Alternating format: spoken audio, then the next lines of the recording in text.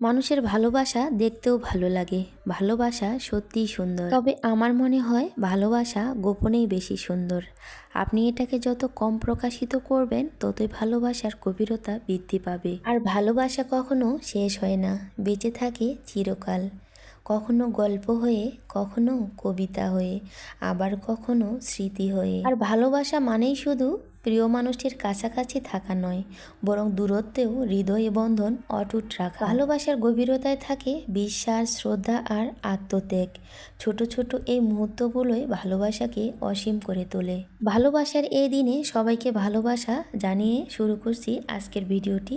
তো আসসালামু আলাইকুম এভরিওয়ান, কেমন আছেন আপনারা?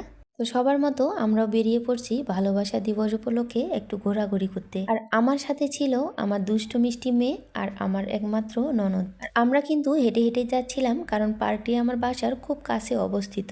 ভালোবাসার এই দিনে ঘুরতে গিয়ে পড়েছি মহা ঝামেলায়। তবে আগে বলে নিই, এই কুইন পার্কে ভিতরে ঢুকতে গেলে এখানে টিকিটের মূল্য সর্বোচ্চ একজনের 20 টাকা করে। তো কি হয়েছে, আমরা যখন বাসা থেকে বেরিয়ে যাই সেই মুহূর্তে আমার হাতে পার্স ছিল না। আমার পার্স নিতে আমি ভুলে গিয়েছিলাম। এর সাথে আবার বাসার চাবিটা ভিতরে রেখে দিয়ে বাইরে থেকে তালা আটকিয়ে দেই। তো কি আর করা, পরবর্তীতে আমার পাশের ফ্ল্যাটের আপুর কাছ থেকে কোনো রকম 100 টাকা নিয়ে আমরা বেরিয়ে পড়লাম পার্কের উদ্দেশ্যে। এ পার্কটিতে যদিও আমি অনেকবার এর আগে গিয়েছি, কিন্তু আমার মেয়ে আর আমার ননদ ঘুরতে যেতে চেয়েছিল। তো ভাবলাম যেহেতু এই পার্কটি খুব কাছে, এজন্য এখানেই নিয়ে যাই। আর আমার হাজব্যান্ড খুব বিজি মানুষ, যদি আমাদেরকে সময় দিতে পারে নাই, এর জন্যই ভাবলাম যে মেয়ে এবং ননদকে নিয়ে এই পার্কটাতেই যাই। তো পার্কের ভিতরে প্রথমে প্রবেশ করলেই চোখে পড়বে এই জলমঞ্চটি। জলমঞ্চের নিচে কিন্তু একটা বড় পুকুর আছে। এই পুকুরের উপরে জলমঞ্চটা দেখতে কিন্তু বেশ ভালোই লাগে। আর দিনটিও ছিল কিন্তু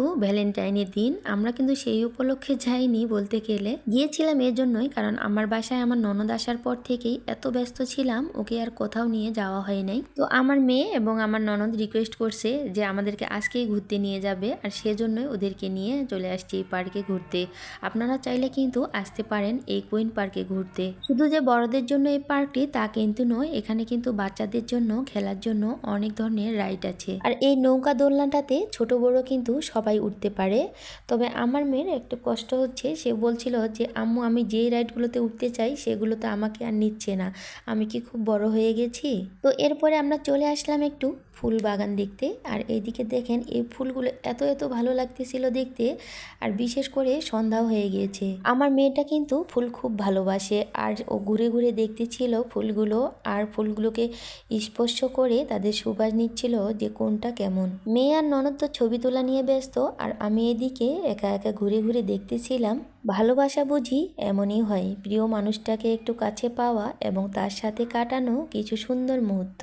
ভালোবাসার মানুষটিকে নিয়ে আসলে বিশ্লেষণ দেওয়ার কোনো কিছুই নেই, ভালোবাসার মানুষ শুধু ভালোবাসারই হয়ে থাকে। এই চলো, যাবা না? যাবা না? আসো। তো যাই হোক, এইদিকে দেখেন আমার মেয়ে এবং ননদের অবস্থা, তারা তো এই দোলনাটা ছেড়ে যেতেই চাচ্ছিল না। এরপরে আমার মেয়ে আমাকেও ডাকে দোলনাতে দোলার জন্য, তো আমিও গিয়ে বসে পড়লাম দোলনার মধ্যে। তো সত্যিই তো দোলনায় দোলতে খুব মজা লাগতেছে, কিন্তু দোলনায় দোললে তো আর হবে না, এখন ফিরতে হবে বাসার উদ্দেশ্যে। আর এইদিকে মেয়ের বাবা ফোন দিয়ে ডাকা শুরু করে দিয়েছে যে তোমরা এখনো বাইরে কেন আসো, সন্ধ্যা হয়ে গেছে, তাড়াতাড়ি বাসায় ফিরে আসো। মেয়ে তো তার বাবার কথা শুনে আর একটুও দেরি করেনি, সে দোলনা থেকে নেমে সোজা বাসার উদ্দেশ্যে হাঁটা শুরু করে দিয়েছে। আর এইদিকে দেখেন কি অবস্থা, আমার মেয়ে আইসক্রিম দেখে সে তো ছাড়বে না, আইসক্রিম খাবে। আর এইদিকে আমার কাছে যথেষ্ট পরিমাণ টাকাও ছিল না। চলে এসেছি ভিডিওর একবারে শেষ পর্যায়ে। তো আপনারা সবাই ভালো থাকবেন এবং আপনাদের ভ্যালেন্টাইন কেমন কেটেছে অবশ্যই জানাবেন। আর হ্যাঁ, আপনার ভালোবাসার মানুষটিকে কিন্তু ভালোবাসা দিয়ে অবশ্যই ভালো রাখার চেষ্টা করবেন। আসসালামু আলাইকুম।